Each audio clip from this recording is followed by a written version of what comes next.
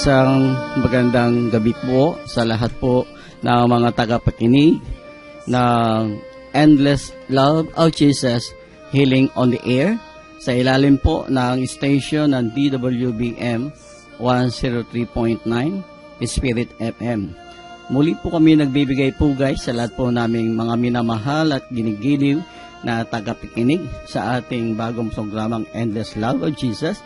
Sa pamamagitan po ng kabutihan ng Diyos ay muli po niyang ipinahintulot na tayo ay makapagbigay na mga kapahayagan at kabutihan ng Diyos sa pamamagitan po ng ating programa. Sa mga kapatiran po natin dito sa bahagi ng lalawigan ng Quezon, nais po namin iparating ang aming pagbati sa mga Pantok Original Prayer Group, sa mga kapatid po natin sa Grand Ha, Monting Paraiso, Maligaya, Campo, Masaya, Domoit, Wellmanville, Pleasantville, Leberisa, Kota, Sabaliero, Lukban, Mauban, Tayabas, Mulanay, Makalelong at San Nicolas. Sa pamamagitan po ng ating programang ito muli po nating maaalala ang tunay na kabutihan at kadakilaan ng Diyos sa pamamagitan po ng kanyang ipinahintulot na bagong programa Endless Love of Jesus. At bago po tayo lumalim sa ating mga pagninilay, tayo po ay magkakaroon muna at mag-aalay ng maiksing panalangin na tayo po ay pangungunahan ng ating head servant, Sister Sally Rabanzo Eleuterio. Una sa lahat ay magandang gabi pong lahat sa mga tagapakinig ng programang ito. At para po sa kayusan, katagumpayan ng lahat ating adhikain, ay mag-aalay po tayo ng maikling panalangin. Sa ngalan ng Ama, ng Anak, at ng Espiritu Santo. Amen. Si Yahweh ang aking pastor. Hindi ako magkukulang. Ako'y pinahihimlay sa mainam na pastulan. At binibigyan niya ako ng bagong kalakasan. At siyang ayon sa pangako na kanyang binitiwan. Sa matuwid dalandasi, doon ako inaakay. Kahit naanda ang iyo'y tumatahak sa karimlan, hindi ako natatakot pagkat ika'y kaagapay. Ang tungkod mo at pamalo, ang gabay ko at sanggala. Sa harapan ang lingkod mo, kau ay may handandulang. Ito yung ginagawa, nakikita ng kaaway. Nalulugod ka sa akin, naulo ko ay langisan, at pati na ang saro ko ay iyong pinaapaw. Tunay na ang pag-ibig mo at ang iyong kabutihan sa aki tataglayin habang ako'y nabubuhay. Dakilang Diyos, patuloy po kaming nag-aalay, nagbabalik ng papurit pasasalamat sa lahat ng kabutihang ipinagkakaloob mo sa amin. At umaasa ako, Panginoon, sa aming kakayahan at sa tulong at gabay ng banal na Espiritu Santo ay hindi mo po kami bababayaan. Sa lahat ng nakakarinig ng programang ito, nawa po'y buksan ang kanilang puso, ang kanilang sipan, para sa kasagutan ng lahat ng kanilang mga idudulog sa gabing ito. Kung kaya nga po, Panginoon, tunay nga pong napakabutit, napakadakila mo. Sa kabila ng kalagayan, malat ang iyong lingkod. Pero nananalig ako at sumasampalataya. Pangungunahan mo po ang aming gawain. Ang kaayusan, katagumpay ay ipagkakaloob mo. At bubuksan mo ang puso ng bawat isang makikinig at iuukit mo sa bawat isang salita mo na siyang magiging daan ng paglago ng kanilang pananampalataya.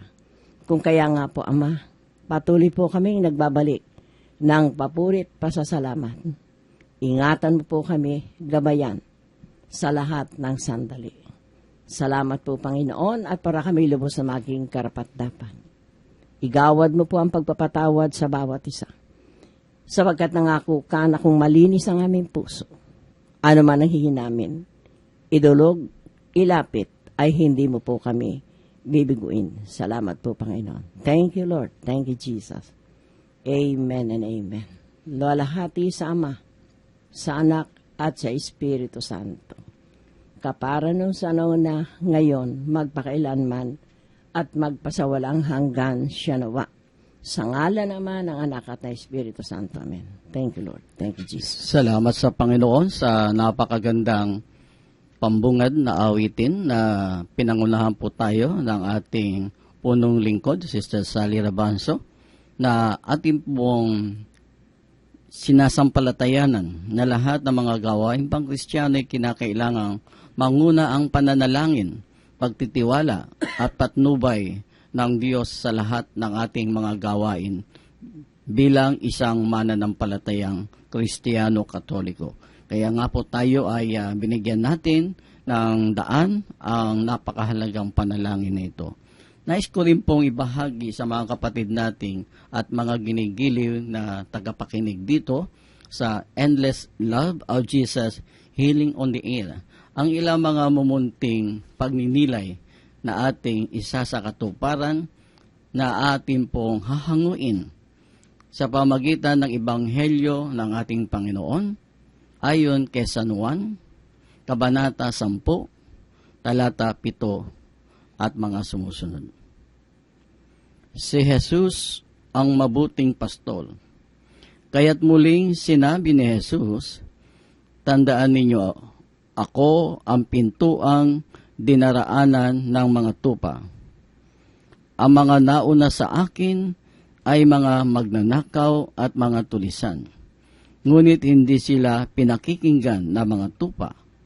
Ako ang pintuan. Ang sino mang pumapasok sa pamamagitan ko'y maliligtas. Papasok siya't lalabas at makatatagpo ng pastulan. Kaya lamang pupunta rito ang magnanakaw ay upang magnakaw, pumatay at magwasak. Naparito ako upang ang mga tupay magkaroon ng buhay, isang buhay na ganap at kasiyasiya.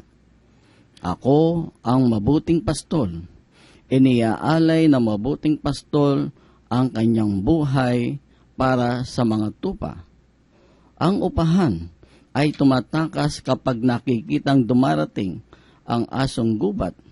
Iniiwan niya ang mga tupa, palibhasay hindi siya pastol at hindi kanya ang mga tupa.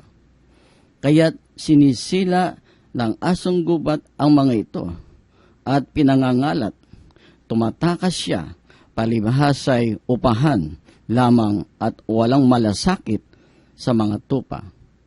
Ako ang mabuting pastol, kung paanong nakikilala ako ng Ama at siya'y nakikilala ko. Gayon din naman, nakikilala ko ang aking mga tupa at ako na may nakikilala nila at iniaalay ko ang aking buhay para sa mga tupa. Meron akong ibang tupa na wala sa kulungang ito. Kinakailangan sila'y alagaan ko rin. Pakinggan nila ang aking tinig, sa gayoy magiging isa ang kawan ng isang pastol. Ito po mga kapatid at mga ginigili, ang ating binasa hango po sa Ebanghelyo ng ating Panginoon ayon kay San Juan. At sa mga maraming magagandang talinghaga na ginagamit at inilalarawan ng ating Panginoon ay ang talinghaga ng pagiging pastol na ating pong nabasa at ngayon po ay pinagnilay-nilayan sa bahagi po ng Ebanghelyo ito ng kaligtasan. Tuwirang inilalarawan dito ng ating Panginoong Jesus na siya ang mabuting pastol at natatanging isang pastol lamang. Siya ang pintuang dinaraanan ng mga tupa. Ang sinumang pumasok sa kulungan ng tupa na hindi sa pintuan dumadaan, ang mga magnanakaw at tulisan, at hindi sila pinakikinggan ng mga tupa. Muli niyang sinambit, ako ang pintuan. Ang sinumang pumapasok sa pamamagitan ko'y maliligtas.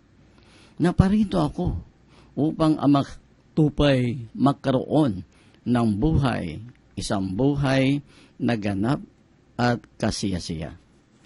Sa mauobserbahan po natin ngayon sa palipaligid ay marami tayong maririnig at makikita na nagsasabing sila'y mga pastol ng mga tao o pastol ng ebanghelyo, na sila raw ay isinugo ng Diyos sa mga tao na lalong ikinalilito dahil sa dami na nagsasabi na sila nga ang tunay na pastol. At hindi ito makatutulong sa paglago at paglalim na isang Kristiyano sa kanyang buhay pananampalataya. Ang iba'y kinakasangkapan ang pamamahayag ng salita ng Diyos. Ang iba na may tuwirang kinakalakal ang gawaing pang-espiritual. Tunay na ito'y nakalulungkot sa kalagayan ng bayan at daigdig na ating kinalalagyan. Kung babalikan po natin ang naturang talinghagay, malinaw na itinuturo at inilalarawan na ang tunay na mabuting pastol ay nagbibigay ng buhay na ganap at kasiyasiya. Kilala siya ng kanyang tupa at kilala rin niya ang mga tupang kanyang pinangangalagaan. Pinakikinggan at sumusunod ang mga tupa na ito sa kanya. Tinatawag niya sila sa kanilang pangalan at kilala ng mga tupa ang kanyang tinig. Higit pa dito, handang ialay ng tunay na pastol ang kanyang buhay alang-alang sa mga tupang kanyang inaalagaan, kinakalinga, pinoprotektahan ng may wagas na pagmamalasakit sa kapakanan, kabuti at kagalingan ng mga tupa sa ilalim ng kanyang matimyas na pangangalaga. Bunga nito'y siya'y minahal ng Diyos Ama dahil sa kusa niyang pag-aalay at paghahandog na kanyang iisa at tanging buhay. Sa kabilang dako, ang hindi tunay na mangangaral, hindi tunay na guro o hindi tunay na tagapaglingkod ay hindi dumadaan sa pintuan. Hindi sila kilala ng mga tupa at hindi rin kilala ang kanilang tinig. Sila'y upahan, iniiwan at tinatakasan ang mga tupa pagdating ng kalabang asong gubat. Palibhasa ay hindi siya ang tunay na pastol at hindi sa kanya ang mga tupang ito. Kaya siya ay walang tunay na pagmamalasakit sa kapakanan ng mga tupa. At ang pinakamalungkot sa lahat, ang nagkukunwaring pastol ay hindi kinikilala ng Diyos Ama. Mapalad po tayo na kabilang sa mga tupang pinangangalagaan ng mabuting pastol. Walang dilitiba ang ating Panginoong Hesus na isinugo, itinalaga ni Yahweh upang tiyakin ang ating kaligtasan, kapakanan at kagalingan ng lahat ng Kristiyano Katoliko na siyang kumakatawan at sumisimbolo sa pagiging tupa na nasa ilalim ng mapagpalang pangangasiwa at pagmamahal ng mabuting pastol at tiyakin ating matatanggap, mararanasan ang isang buhay na ganap at kasiyasiya sa pamamagitan ng kanyang walang hanggang pagkalinga. Purihin si Jesus, ang mabuting pastol. Ito po mga kapatid, ang ilan lamang po sa mga pinagnilay-nilayan natin na pawang hango sa banal na aklat na siyang isa sa mga sandigan na pinangahawakan ng ating Santa Iglesia Katolika, kasama na po ang tinatawag nating divine tradition na kung saan dito po tayo humahango na mga ginintuang aral ng ating Panginoon na ating sinusundan alinsunod po sa itinataguyod ng inang simbahan. Dito rin po tayo nakakakuha ng mga magagandang advices at mga aral tungkol sa kaligtasan at kagalingan ng ating espiritu at kaluluwa.